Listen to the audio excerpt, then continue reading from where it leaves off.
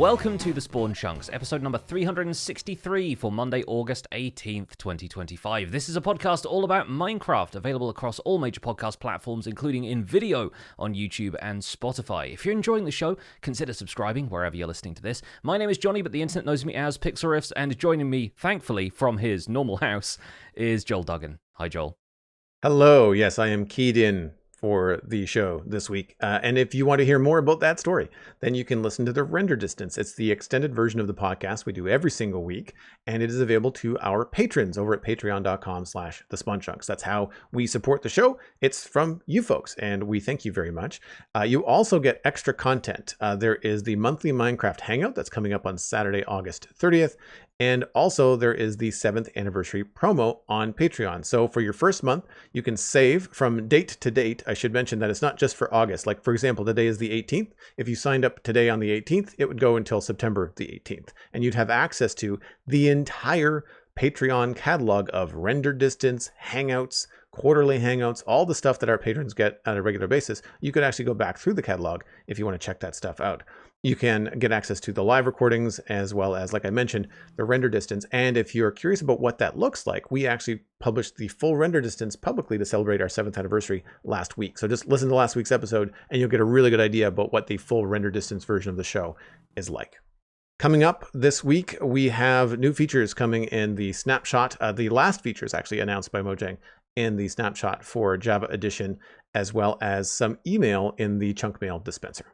Yes, but before that, of course, we'd like to do our quick log in and talk about what's new in our Minecraft lives. So let's kick off with you, Joel. What's new on the Citadel? I am more than halfway through now the distillery build underneath the West Hill Keep, and it is coming together quite nicely. It's a little dark, so the pictures are a little hard to see, and I've got it overlit currently. I actually have to have torches everywhere to see what I'm doing with the textures, but it's mostly going to be lit, I think, by soul lanterns. And they're dangling from the tough supports that are kind of like arched and holding up the ceiling. I decided to go with tough supports. I'm doing a mix of deep slate and tough in the walls. It's sort of meant to be like a wet basement, which I mentioned last week. And then I have deep slate in the ceiling. Not that you're really going to be able to see much of the deep slate texture in the ceiling. I've just used like a polished deep slate, a little bit of basalt, and mostly deep slate bricks. But it gives a nice dark kind of fade into the distance vibe to the ceiling. So that's all coming together nicely. I've kind of put a rough pass on all of the copper stills. I haven't decided on the details. I'm still bouncing back and forth between using acacia signs and different ways to kind of like shape and detail the outside of the copper stills. Those are probably going to be the last thing I do. But because of the size of the room, this last week was mostly just spent doing the textures on every single wall section, putting together the ceiling, making sure all the tough arches and all the chains and everything else was together. And there, of course, is the secret door that I mentioned. I did it live on stream. I know it's usually an arguable task to do live redstone because I don't do redstone that often. I often have to look things up. I can't just do it off the top of my head. But I ended up coming up with a double piston extender thanks to a little bit of help from the chat, but also just kind of a nice way to puzzle through and get it done. And so that creates a seamless secret door on the outside of the wall. It just needed a little bit of a timing adjustment for you to be able to get through without the thing closing on you and punching you in the face. But that now comes out behind some of the copper stills. I don't know if I'm going to put another one on the inside. I do have the room to do it. I just don't know if I'm going to have another secret door. I might. And then the other thing that I did was really flesh out the final look of the water coming into the basement from the moat out front of the keep. You can't really see it from the outside, but from the inside, it does have like a little bit of light. There's some sea pickles inside that part of the moat, just so that you can see what's going on. And so now you can sort of see just this glimmer of water coming down through a hole in the wall that looks like it's meant to be there, as opposed to something that's just leaking. And it's also difficult, of course, to get water to flow down vertically in Minecraft without it being like several blocks wide. So that took a little bit of waterlogging stairs and just trying to get it to work right. And it worked out fine. My experience with the waterfall a couple of weeks ago was much harder. This only took a couple of minutes. But that's it. That's kind of what I was doing on West Hill. It's a larger kind of, I don't want to say monotonous, but there's a lot of repetition. Like every section is kind of the same. It's just textured a little bit differently. So until I get down into the finer details of adding in like the dungeon and the drain into the river and stuff, this section of the basement is going to look very, very samey until I get like the details of like storage barrels and the set dressing, as we like to say, inside. That's going to be last, of course. Yeah, but just looking at these screenshots here, I think it already has a little bit of variety to it. You've managed to get a couple of different designs for the stills. You've got like these big vats of copper and acacia that sort of individually have a couple of different details. Like you've got buttons on one, you've got signs on another, and looking at them side by side, it actually looks a little bit like the one with buttons has two eyes for a face and the kind of grill of the acacia trapdoor, and then the one next to it is wearing a blindfold, which I find kind of cute. But they sort of remind me of, it's been a really long time since I played with the mod, but Tinker's Construct had that big smeltery that you make out of like as a 3x3 area in the center of it. It kind of reminds me of like a copper version of those. So I think the design is great, and I think this place, having seen it go from what you showed us last week, where it was all still kind of bare stone and stuff, to the more constructed brick nature of this, and the water channel being filled in and everything, it's really coming together. Like, it's looking great. Thanks, man. I appreciate that. Yeah, the copper stills are going to have some lights hidden inside them, so I think there's going to be like a frog light in the top. The bottom on the underside is actually going to be a trapdoor to let the light through visually. To help with spawning, but also kind of to make it not look too dark. It's almost like faking extra light from the soul lanterns. And then there's a honey block behind the acacia trapdoor that you see on the front, and it's meant to look like the thing is filled with like honey mead, or like it's distilling something, and that kind of glows a little bit. So that should be a fun detail in the end, but it's only in one of them right now. I need to figure out the design and repeat that design throughout the rest of them to try to figure out what's going to work. But that's going to be the last thing, because in order to get that to look right, I have to take all the torches down. So I need to see what I'm doing until then. So it looks really overlit at the moment, but it's been a lot of fun. But what has not been fun is my Snapshot survival world. Oh no! I should say that it's the best start in Minecraft I've ever had. Like the dripstone caves go down to diamond level. I haven't had to dig anything. I basically just like spelunk down, grab what I need, and come back up. So that part has been great.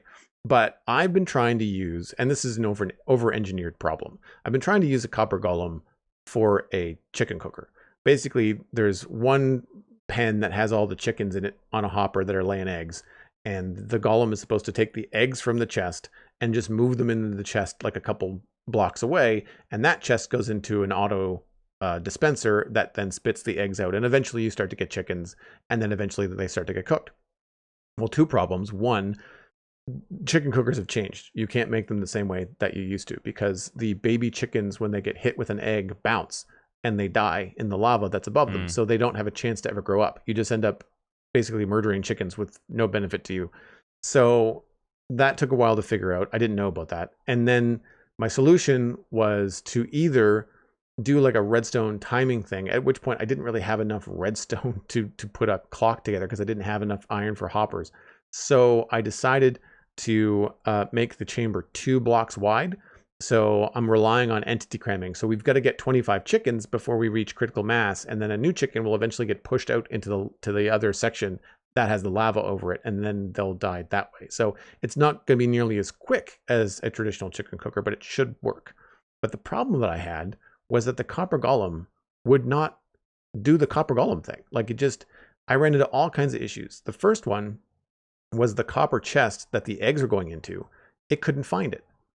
And we decided or discovered that it was because I was trying to make the build look nice, and I had a stair over the chest so it would still open, but it would kind of like be part of the build. Well, with a block like that over the chest, despite the fact that it could open, the copper golem couldn't see the chest. And so we experimented, and it was the same for a stair, a slab, even a block 2 blocks above the copper chest. Golem couldn't see it. So the copper chest basically had to be not open to the sky, because there was like a mountain overhang over us, but it had to have X amount of blocks above it of air for the copper golem to actually interact with it. Second, the copper golem kept on going on top of the chicken farm to try to attach or try to access the chest from above where it couldn't reach it, when there was a clear path on the bottom to get to it. Didn't understand what was going on. Basically had to like remove any pathing that the copper golem could do to get on top of the chicken farm to try to get down to the chest. And then it kept on choosing the output chest for the other part of the chicken farm, which was, of course, right next door, because I didn't want the copper golem to go too far.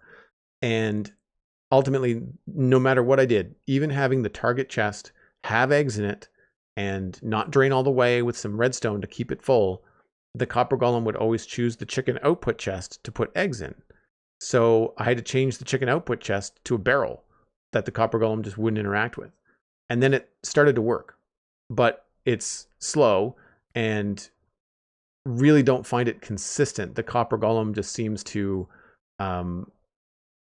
like you can't design these things kind of like the way that you want. You kind of have to basically cater to the wonky AI of the iron golem. So at this point, with all the features announced in the snapshot, I'm kind of hoping that there's going to be some AI bugs and tweaks that are going to be happening over the next coming weeks, because as it stands now, even on the simplest task of taking eggs from one chest and putting them in another, to get it to do that was really cumbersome. And I knew what I was looking for and how to try to do it because of, this show and other people that I've watched online. So for a new player to kind of sort that out, they need to make it a lot more seamless, and they need to make it a lot more easy to understand, because I really found it frustrating. And by the way, once you do get a copper golem doing its thing, don't stand in its way. It is really hard if you're in a 1x1 space or a 1x3 space to get around a copper golem that has eggs in its hand and wants to go behind you. Because if you're trying to go this way and he's trying to go that way, forget it. You're going to have to jump or fly or something, because they will not move or allow you to pass through. It's an odd thing to get caught in the path. So I'm sure they've got some tweaks to mess around with. Yeah, I expect they'll have some feedback from players, because I've encountered similar stuff when I've been experimenting with them, even in a Snapshot flat world where there's just some behavior that for whatever reason tweaks their AI and they have a hard time recognizing what chests they're supposed to go to and that kind of thing. So hopefully fixes for that are on the way. We'll probably get into some of that stuff after the news, because we've got a little bit more Snapshot stuff to discuss.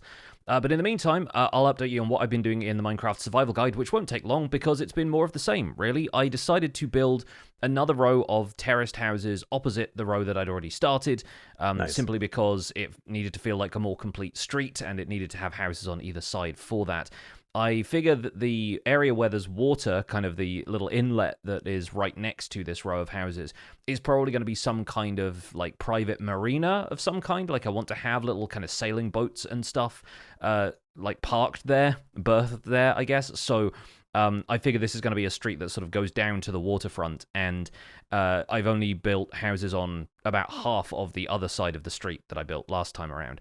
But it helps things feel more complete. It means that I've got the opportunity to put power lines or, washing lines kind of strung up chains between the two rows of houses. And I think it looks pretty good. I'm planning on building some more in maybe the same style elsewhere, but with a more muted color palette.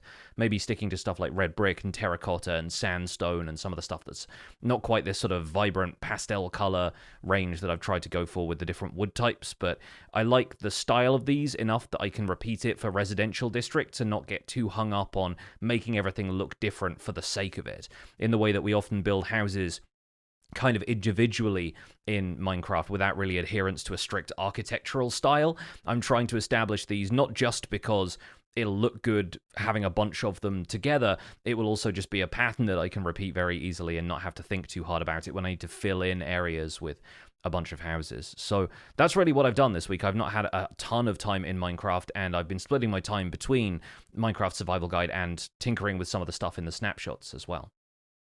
These look great, man. Talk about a great and quick way to add density. Like when the shot that you shared of looking down the road, when it looks like there's maybe 3 or 4 of these segments all together, like it really feels like it's a densely populated area, especially as it curves around the street. Like it kind of gives you that vibe. And I like the chains going across too. That feels like a combination of like washing line, but also maybe structural. Like these things are so tall and skinny, like maybe they're also hanging on to one another for support. They're kind of doing a tug of war and like holding each other up. Yeah. I plan on adding a few more details to them here and there. I certainly haven't finished the back sides of them. They're all just sort of plain wood right now because I'm not certain if there's going to be other stuff like up against the back of these, if I'm going to make gardens, if I'm going to do other bits and pieces. But that's sort of an ongoing thing, so I'll work on those a little bit more on streams and in videos upcoming. But for now, at least, it's probably time to move on to talk about this week's Snapshot. So Minecraft Java Edition Snapshot 25W33A was published on August 12th of 2025, and to quote the article, in this week's Snapshot, we've got a nice quality of life improvement for all the chatters out there. Now your unsent messages will be saved as drafts. Items on shelves will now be positioned in the middle of the shelf as default. Before we move our focus onto technical tweaks and bug fixes for this drop, we have one final feature to announce, and it involves a very cute interaction between the Copper Golem and the Iron Golem. With this, all features for our third game drop of 2025 are now in testing, and we'll start working on our next game drop, which we're excited to tell you about soon. New features in this snapshot include adding light flashes to the end dimension as part of the ongoing Vibrant Visuals work for Java.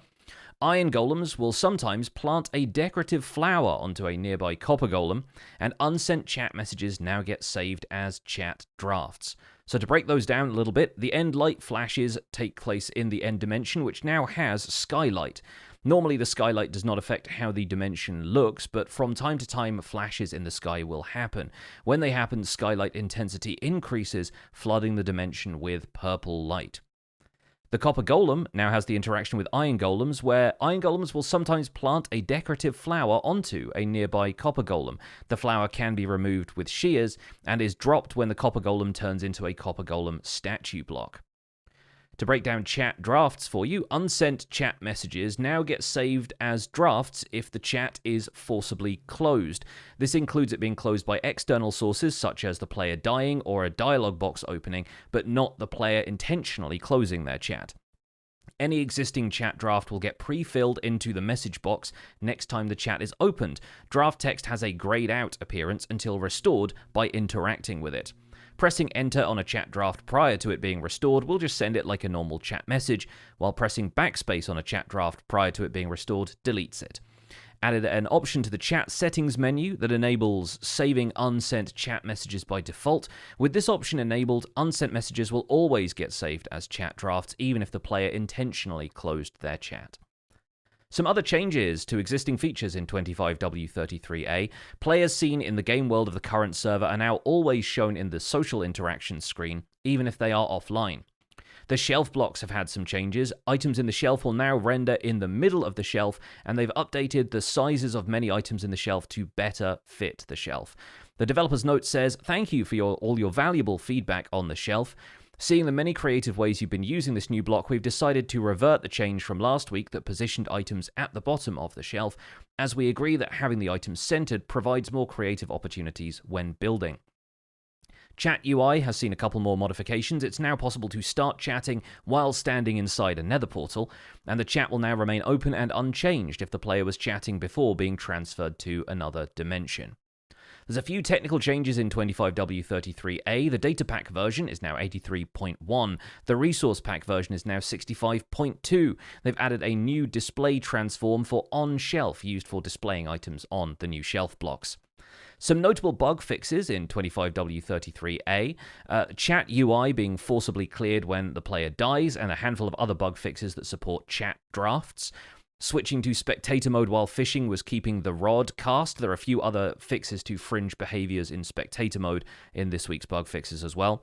Server crashes while generating custom structures containing shelf blocks has been fixed, along with hoppers appearing to randomly stop draining items through shelves, dolphins briefly being able to ride boats, and monsters still spawning for a tick when spawning them with a spawn egg in Peaceful, despite that behavior supposedly having been cleared up by recent changes. For the full list of technical details and bug fixes in this snapshot, check out the changelog. We'll have it linked in our show notes over at thespawnchunks.com.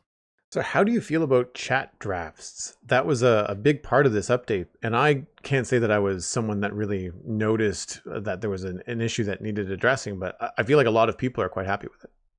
Yeah, I am. I think it's nice for those of us who've ever been frustrated that you lose your chat message when traveling through a nether portal.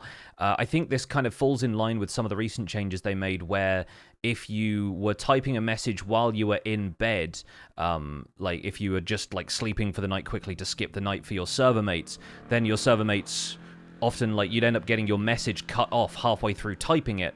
I'm pretty sure they fixed that recently so that the chat UI stayed open even when you got out of bed following having skipped the night, so it didn't just delete everything you had started typing.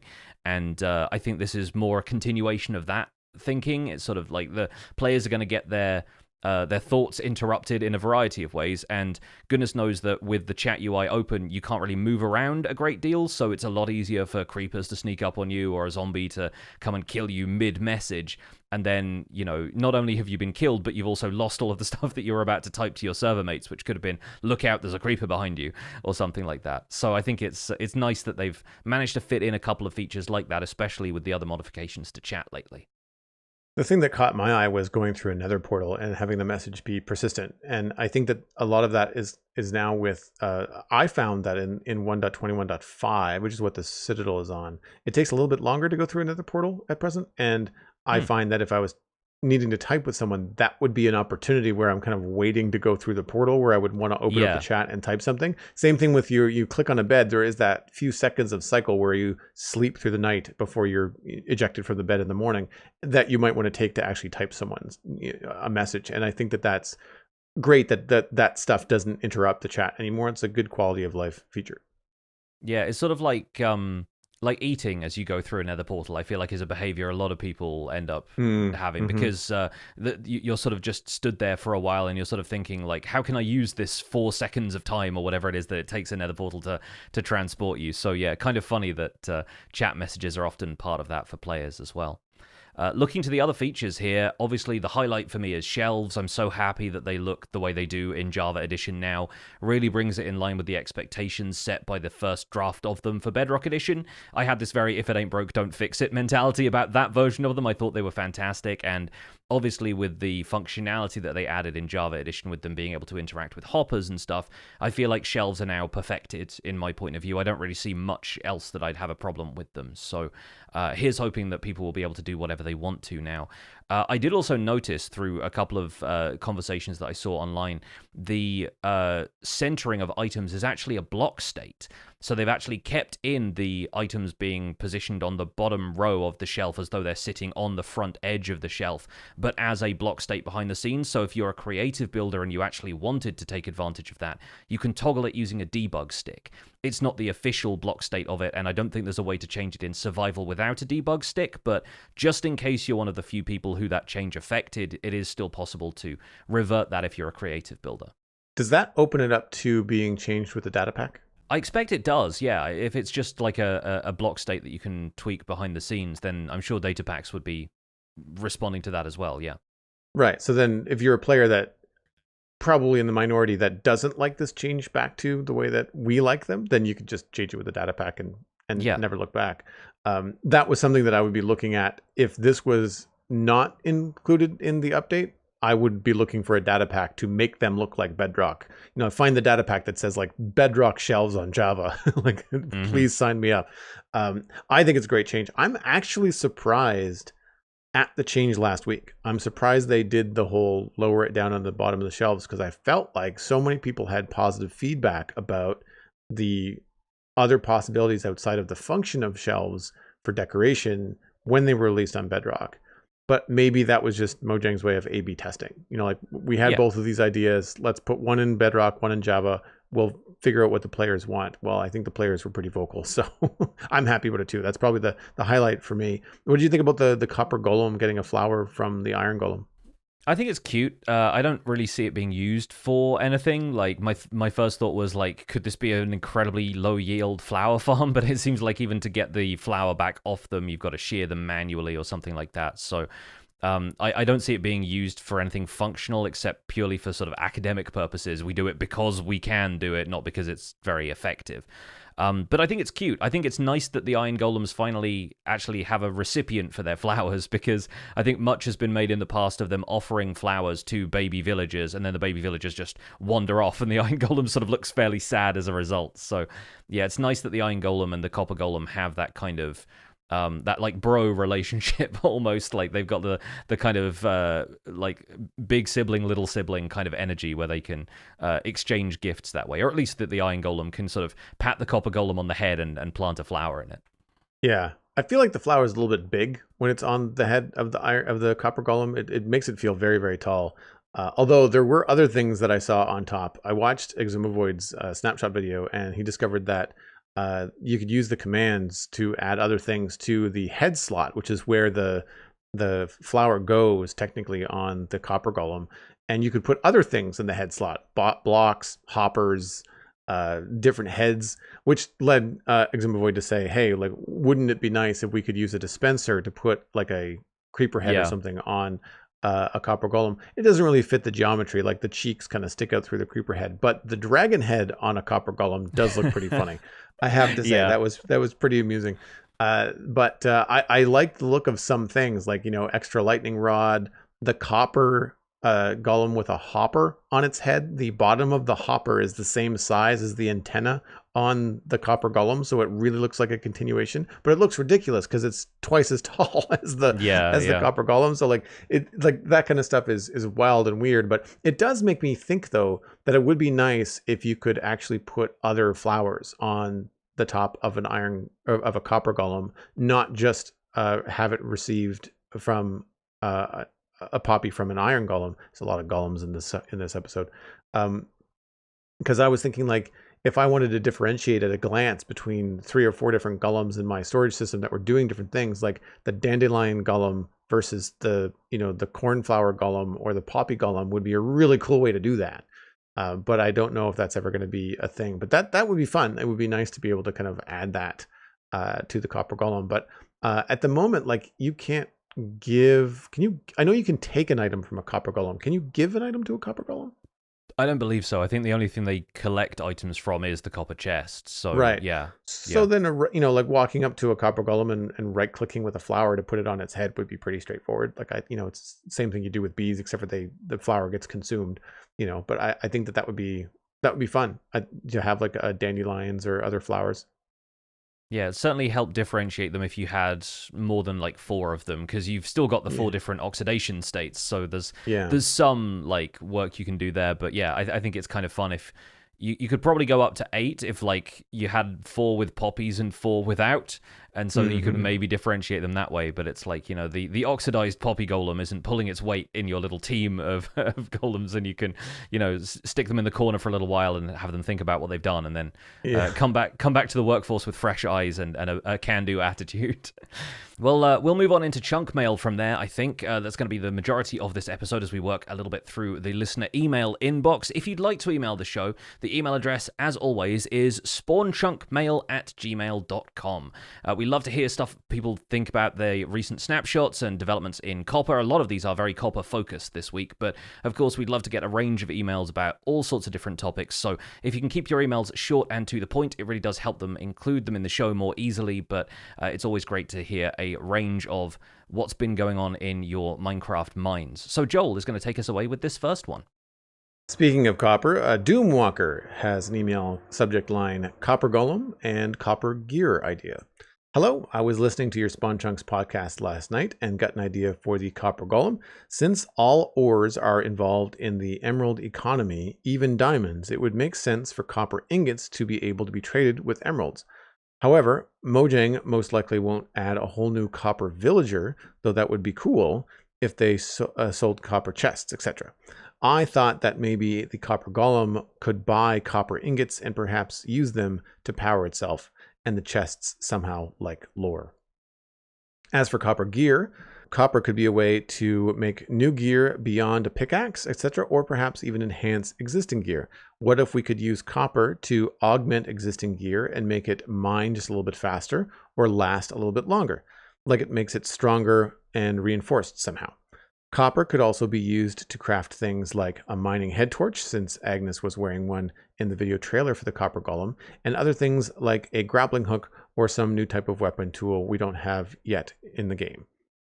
Many thanks for your podcasts. They are very entertaining, as always. Doomwalker dug straight down and fell into lava. Is Doomwalker new? Maybe they're new. That feels...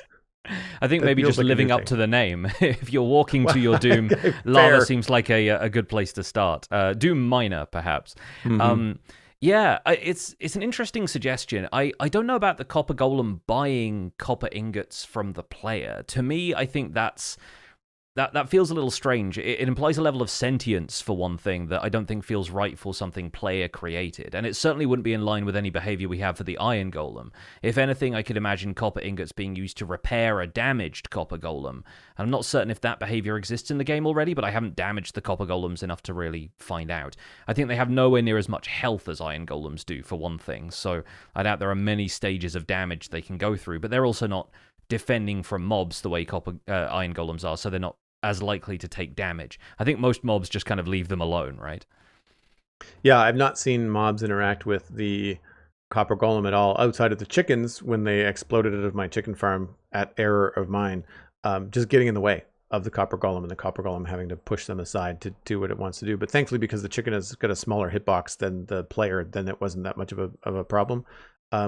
I already have to think about waxing my copper golems to keep them moving. I don't think I want to worry about feeding the copper golem ingots, quote unquote, to keep it from going on strike. Like that's not something that I would think that I would want to do to power it, you know. I do like the idea of some sort of interaction between the player and the copper golem with a copper ingot, though, similar to how you have a gold ingot will kind of like get the attention of a piglin, or you know, like maybe if you want to get the copper golem to stop what it's doing, if you held a copper ingot in your hand, maybe it would just stare at you. Like, is that where'd you get that? Like, yeah, was that my friend? Sort of like handing a human being a bone. It's kind of like a sinister thought if you think about it too hard. Yeah, it's like you're doing it wrong. This is what I'm going to do to you if you continue to do it wrong. I will smelt you down and start again. It feels like a threat. It really does feel like a threat. I don't know about that, because I find that kind of mechanic in other survival games and other games like that to be really tedious. Like, I really dislike having to constantly feed something manually. It's like early game Satisfactory when you're burning trees for fuel. You're constantly running around and fueling stuff.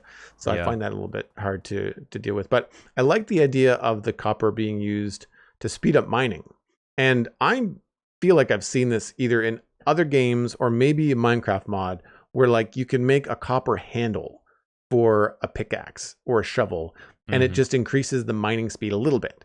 And to me, that could be an interesting stopgap for players and quality of life between, we'll say, like late mid game where you've got like a diamond pickaxe or something, but you don't yet have a beacon. So if you want to do a larger project, it's still going to take you a while, and having copper to kind of like augment that, I think would be really cool.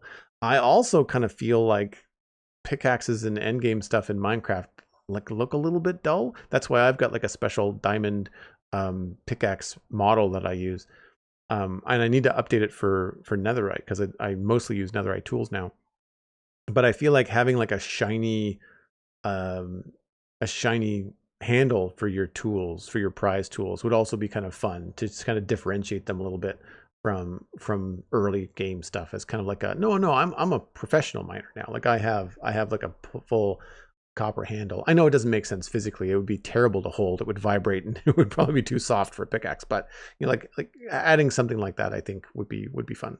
I think that's fairly similar to go back to Tinker's Construct again. That's the approach that they use, where you create the like handle, the blade of the instrument, or the kind of the metal parts of it, and then you have like a reinforcement. Like you can add lapis to it to increase levels of fortune and things like that. I think in Tinker's Construct, instead of enchanting stuff, and so there's potential to that. But I feel like we're getting into stuff like alloying and things like that, which could potentially be mechanics that they'd like to experiment with in future, but we'll talk about this a little bit later on in the second email as well. Like it sort of feels like a little too industrial maybe for Minecraft. It sort of feels like a higher level of technology that we're reaching that I'm not sure Minecraft is necessarily ready for quite yet. The other thing, to go back to the idea of being able to trade copper ingots, the first part of this email where Doomwalker says that it's surprising that they aren't included in the mineral economy with villager trades, even though you can trade diamonds to a villager. I find it strange that we always jump straight to the notion of Mojang including an entire copper-themed villager just so we can trade copper things. I sort of wonder, why not adjust toolsmith trades? Because right now the toolsmith doesn't buy stone from you, but trades you stone tools. And so I was wondering if you could just swap those out for copper tools, and then every tool trade the toolsmith would have would be some sort of metal, or I think in the later stages, diamond. And I find that those seem like a more attractive proposition to buy from the toolsmith than stone tools are. Partly because of slightly more durability, even though they're effectively the same mining tier as stone tools. They also have the advantage of looking nice compared to stone tools, and you can smelt them down into nuggets as well. So if you just want to trade through those to get through the early stages of trading with the toolsmith to upgrade their profession level, and then you can just, ditch all of those into a nearby blast furnace, turn them all into nuggets, reform them into copper bars, and, farm a little bit of copper for yourself that way. I think that's potentially more attractive than having to just throw a bunch of stone tools into lava, because really you're past the point of needing. I don't think anyone ever needs to trade stone tools from a toolsmith unless you're working in like a very limited challenge mode of Minecraft, like Skyblock or something like that. So yeah, I'm sort of curious if maybe the toolsmith could see some adaptation to the new copper tool set in future, and ditch that stone tier entirely, and then maybe accept copper ingots as a trade instead of iron ingots, or occasionally sort of swap those out, because there are alternate trades for some of the different tiers where they'll accept different materials. I mean, that makes sense to me. I only just upgraded to an iron sword in my 6 hours in the Snapshot world, and I'm still using a copper axe and a copper shovel. And because I started building with copper to decorate my nether portal, I, went through my copper very quickly. Copper, you feel like you have a lot of it when you're making armor and tools with it, but when you start building blocks with it, it disappears very, very quickly. Yeah. So to have a different way to get replacements for copper tools, because I'm not doing anything so intensive with chopping wood or digging anything dirt related that I need to upgrade my shovels. I'd much rather have those iron ingots for buckets or hoppers or other things I want to do technically in the playthrough. So having a villager to trade with would be fantastic.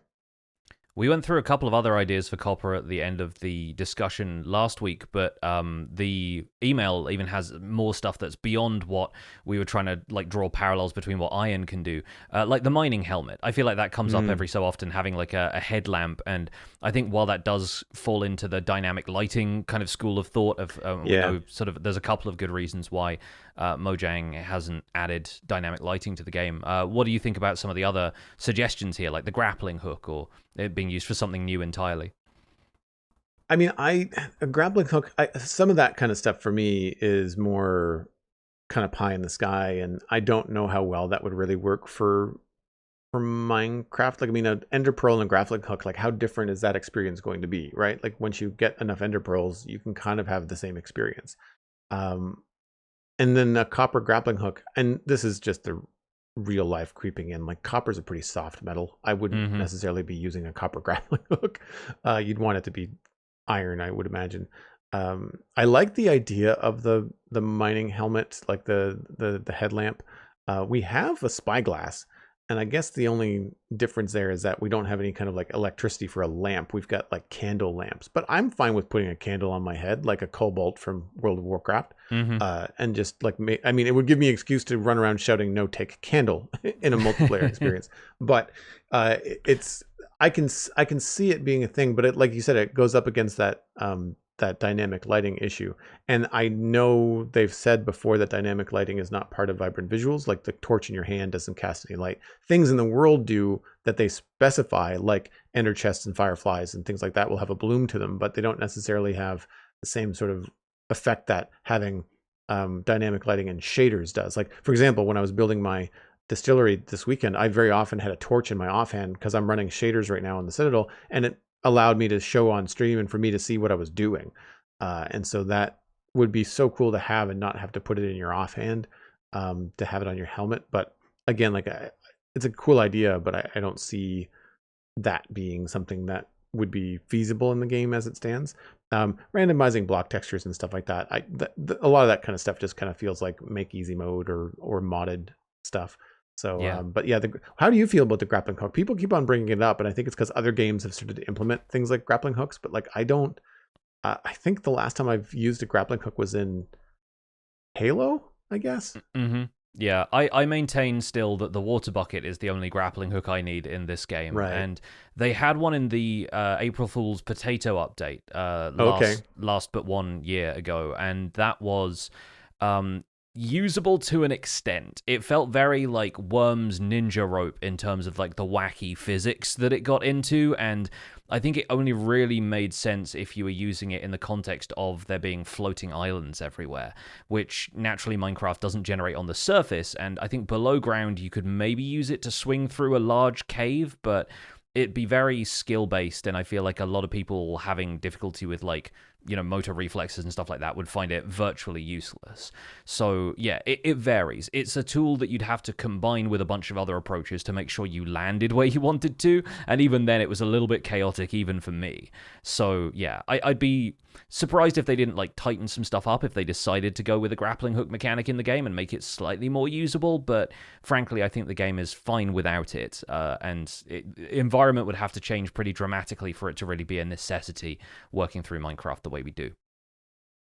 Moving on to our second email, the copper is definitely running well in the in the vein of emails that we have here.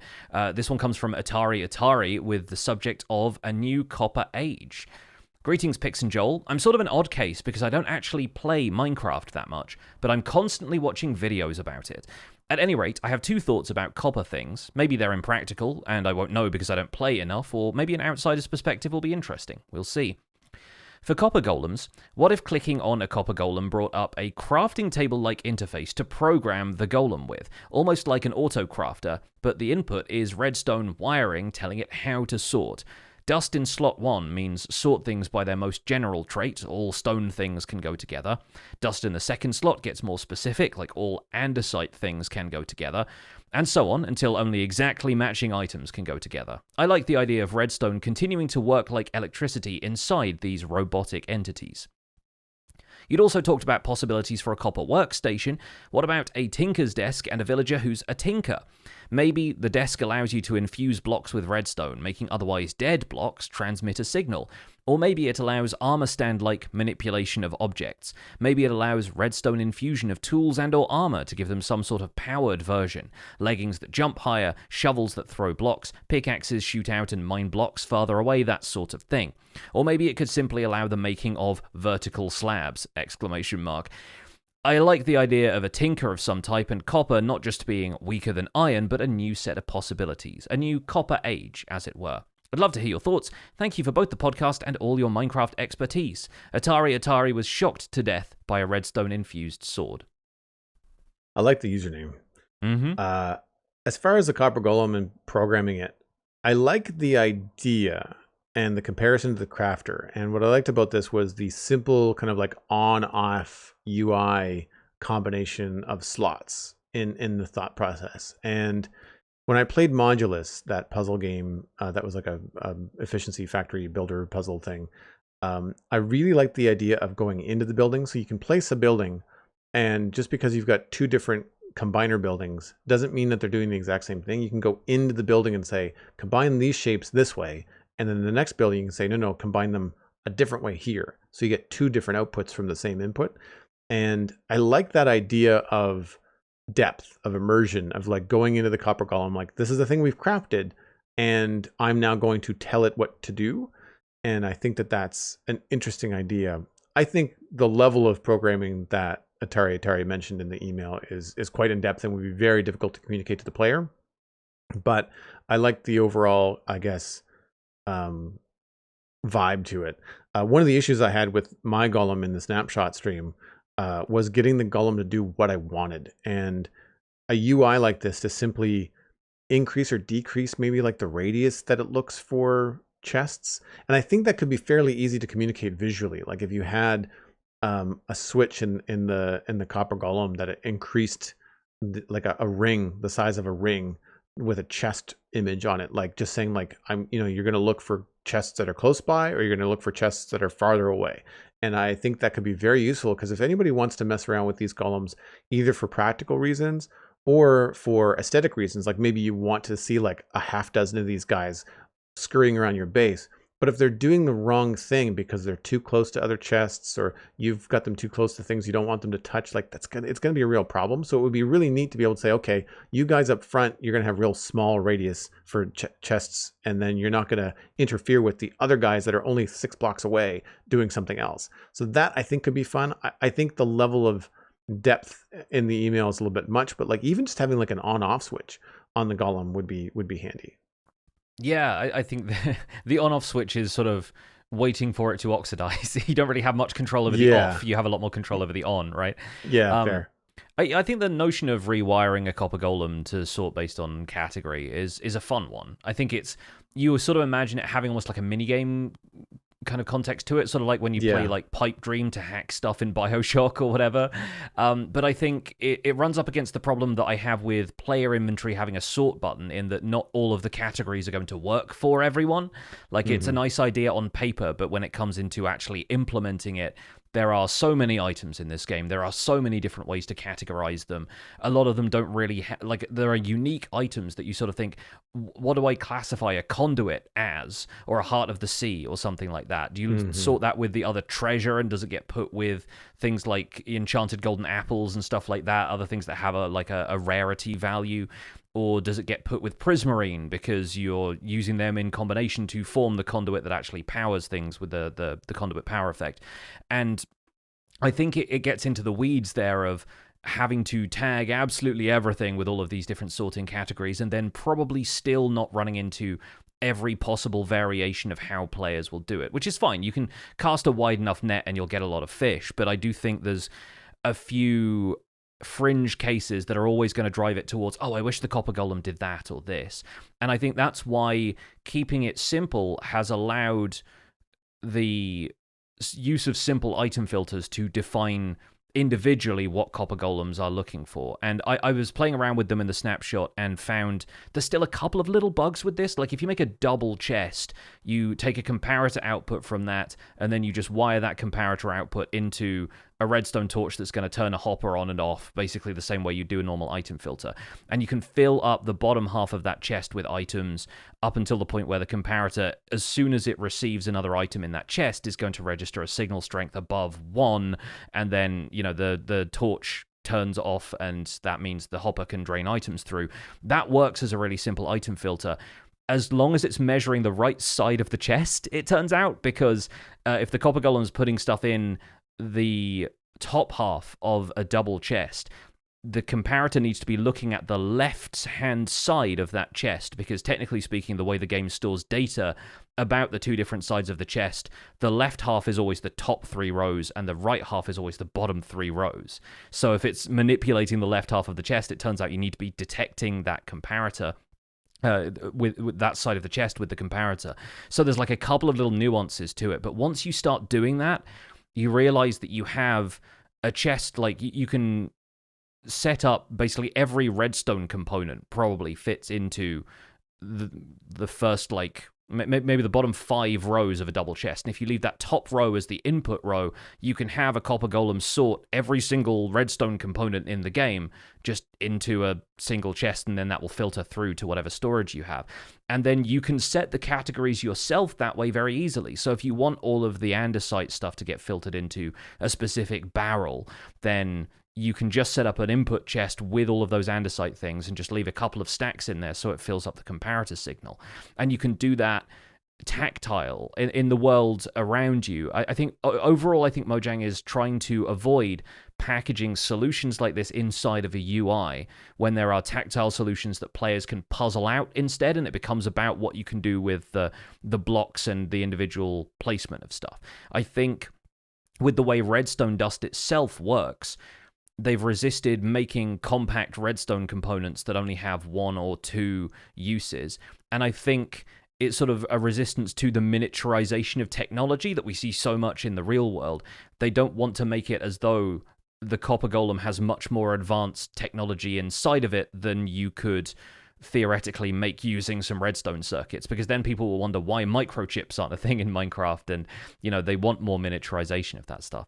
It's a sort of internal consistency to the way redstone works in the game, I think, that maybe avoids them packaging something like as complex functionality as this is suggesting into a simple UI. Yeah, I think that keeping it outside of a UA creates one more gameplay for people, but also it allows, as you mentioned, like the customizability. Like, not everybody's going to want things sorted the same way, but it also just kind of it allows for a more robust system to be expanded upon if they did everything inside the Golem, then that would just be kind of the way that people would use it. Like it would limit the imagination, I think, of players in the long run. Yeah, definitely. And I'm sort of thinking that way about the Tinker Table idea as well. I'm sort of, to go back to what I was saying about the first email, like, this feels like a higher level of technology for Minecraft. I don't know if Minecraft is ready for it having a steampunk era. And this is a difficult thing about this having, the game having such a long lifespan, is that for players who've been playing for 15 years, it sort of feels like we're ready for an industrial revolution in the sense of looking at the history of our own world and thinking, okay, we've been sort of trucking along with this level of tools and technology for a while. At what point does everything become industrial and we start to automate a lot of stuff? In a way, I suppose we're doing some of that with Redstone and have been for a while. But if it was like a Tinker Table that could suddenly empower objects and do sort of what we were saying before, have like a copper handle that means you can mine stuff faster, or copper leggings that automatically have jump boost, it sort of feels like a higher level of technology. And, you know, I feel like it leans into a certain genre almost, and which means it cuts itself off from being compatible with other genres. I sort of wonder, if you were making redstone-infused power armor, why are you still fighting with a wooden shield? Everything else in the game has to suddenly sort of meet the same bar, and it's sort of, on the flip side, if you look at it like, if you add a magic system, it feels strange to build a more industrial-looking city. It sort of directs the game in a way that you might not see at surface level, which is why I think a lot of mod packs that are most successful, taking something old like Thorncraft as an example, you put all of the magic mods in together, it feels coherent. But then if you add in something like Industrial Craft or any of the technology mods, it starts to feel a bit more like a kitchen sink kind of approach, and it doesn't feel as directed. And while Minecraft is a sprawling sandbox, I think it's got a lot of internal consistency with how it handles stuff like technology and magic, and it's a very well-balanced environment as a result. And I think if you end up adding something like a Tinker Table and leaning more into the technology, you start tipping the scales towards it being less of a fantasy game, which is what I think a lot of players see in Minecraft already, and what makes it very easy to get into for people who are into the fantasy genre. Yeah, I think to keep it approachable and keep it simple, then you kind of have to lean on the way that Minecraft has been doing it for such a long time, obviously successfully. Like, it's not like they've had trouble, getting players. This definitely feels like modded territory for me. I'm saying it sounds fun, but I'm saying it sounds like the kind of thing that I would see in a mod and enjoy playing in a mod. Like, I would like the idea of raising a redstone powered pickaxe with like copper gears and like steam coming out the top of it, and like allowing it to mine faster, or 3x3s, or just all the kind of cool stuff that you kind of like. It's a fun fantasy as a Minecraft player to go into these modded, packs and be just like, okay, this is cool. Like, and you think you want it in vanilla Minecraft, but you really don't. Like, it's when you think about just how well Minecraft is put together from a game design perspective, and then you look at the mods that are just like, well, this is over the top, but it's going to be really, really fun. But it takes away some of the charm, and it doesn't balance with other aspects of the game. Like, how do you balance PvP when somebody can basically be Iron Man? Like, how how does that work? You like, again, you go in with a wooden sword and a wooden shield, and somebody's got like redstone powered boots and chest plates and elytra, and like they look like an X-wing. Like, it just, there's a level of yes and that happens when you add that kind of stuff. I still think it is really appealing, though, and I wish there was a way to add that kind of stuff, even if it was just cosmetic. Like, the RPG person in me loves the level up. Like, I love the get new gear. It's like the Borderlands thing where you find a new gun and you figure out whether it's better than your old gun. And even though it's the same power level, you like it because it's a little bit more accurate and it just looks cooler and it feels better for some reason. That kind of stuff I think would be fun to have in Minecraft. And even if it doesn't necessarily create these big sweeping gameplay advantages, if it just adds more flavor, then that could be fun. I think that most people that are builders in Minecraft would be happy to have more decorations and more things that look cool and can be used in different ways. And I think that would be the balance to be struck, was that if they do ever upgrade, I think, technology in Minecraft in terms of the game world that you're in, they'd have to do it in a way that would be so not ambiguous, but just in a way that would be dual purpose. Like your cool new shield also has to look like something fairly medieval or mundane or double as something else. Like well, I think the shelf is a really good example. Like I immediately use the shelves to create the front fender of a car, which is not what they're meant for. But they're much closer to the front fender of a car than anything else that I've ever been able to create in Minecraft in terms of player scale stuff. So that's a really good example of something that is new to Minecraft that has like a double purpose and can sort of pass as like futuristic looking things. And so I think that if they did add any kind of copper tech into the game, it would have to be more along those lines. When I think about a tinkerer, I think about, in terms of like the fantasy realm, which I think I've mentioned before in the show, is like a jewel crafter, like someone that would make the malleable copper into like something that could hold an emerald or hold a diamond or hold redstone. And then the player could use that for something. I'm not sure whether that's decorative or whatever. I don't know, you can correct me if I'm wrong. A lot of the blocks that we use are either blocks that we find in the world or craft ourselves from things that we find in the world. I don't think there's anything as far as blocks go that we get from villagers that we cannot craft ourselves. It would be interesting if we got a new decorative block, like a new emerald accent block or a new redstone accent block in the copper family that you could only get from a villager. Like you could only get from giving copper to a tinker and then get the block back as a trade. That would be interesting to me, because then it would mean that that's a rare thing. But then like they went back the other way with lodestones. Like lodestones were really rare and hard to get because of the netherite involved, and then they made it an iron recipe, and you can make it yourself, and it's a lot easier, right? So I don't know. There's some potential there in terms of like a tinker fitting in with the medieval vibe, but I don't know what that is off the top of my head. Yeah, I think there are very, very few items that you can only get through villager trading. The only one I can think of off the top of my head is the globe banner pattern, and that's right. Yeah, again, like it feels more like a collectible than it does a block that people use regularly for building. Like it's a fun pattern, but also doesn't really suit what most people do with banner design most of the time. So yeah, I think interesting to think about. But yeah, a tinker could be a possibility in future. Certainly not denying that, but I think the functionality really has to be locked down, and it has to be something that fits the current aesthetic of Minecraft. Thinking about the suggestions for like movement and things, it'd be weird if they implemented something like, oh, you can tinker yourself a jetpack, because then that feels like it makes the Happy Ghast obsolete. I feel like the Happy Ghast is Mojang's answer to players wanting a jetpack, and it kind of comes from the existing canon of Minecraft and feels like it fits with the setting and the tone of the game, which I feel like just implementing a jetpack really wouldn't at this stage. Our last email is from Luke, and he's got ideas for copper rails. Hello, Pix and Joel. My email is inspired by your discussion in the recent episode 362. Happy anniversary, by the way. Thanks very much, Luke. This is a thought I've had for a while, though. Why are there detector rail and activator rails named for what they do, while the name of the powered rail describes the state of the block itself? To me, it doesn't really imply that it powers passing minecarts to go farther, which is what it currently is mainly used for. So here's my idea. The powered rail remains unchanged to uphold backwards compatibility, but its role is reframed to just deciding if a minecart should stop or start or pass on, because keeping minecarts moving is way easier with the new copper-based accelerator rail. The accelerator rail would be crafted like a powered rail, substituting gold with copper and redstone with glowstone dust.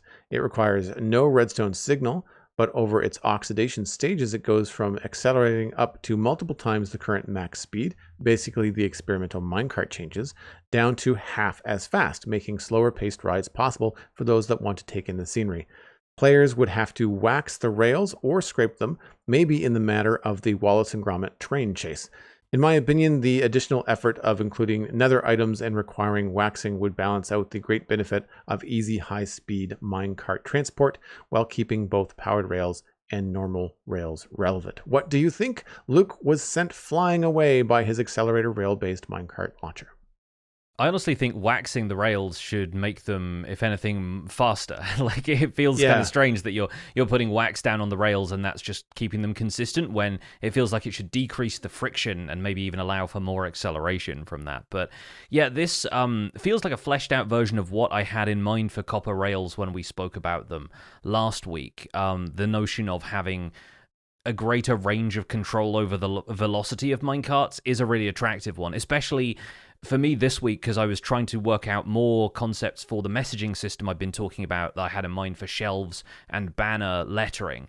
And minecarts speed is one obstacle to that, because I've got a row of hoppers facing down over the top of shelves and a minecart rail rolling over the top.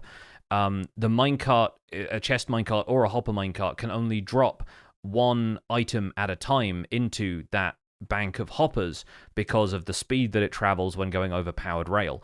If you waterlog the rail, it can maybe manage to drop off 2 items at a time, but I think that's about as slow as I can have it go consistently without it slowing down halfway and maybe dropping off more items than it should into each of those hoppers. And so I've been contemplating how I can change up the system, trying a few different approaches. If we had a means to slow down the minecart even further using a copper-based rail that, by Luke's idea, if you had fully oxidized rails, it would travel at about half speed. I think it would be much more feasible that I could do more cool stuff like drop off 3 items at a time and create this sort of hopper-based shelf loading system that would allow for different messages to pop up and stuff. So yeah, like I'm on board with this idea. It sounds very similar to what I had in mind when we were talking about this last week. Moving them at a slower speed while maintaining consistency, or allowing for that rapid acceleration that we get in the experimental features that they've been playing around with in the experiments toggle in Java Edition, sounds like a very good prospect to me. Yeah, I like Luke's consideration for existing powered rails, like keeping them in the game and working like they do, but then separating out part of their functionality into the new accelerator rail and then making that more interesting.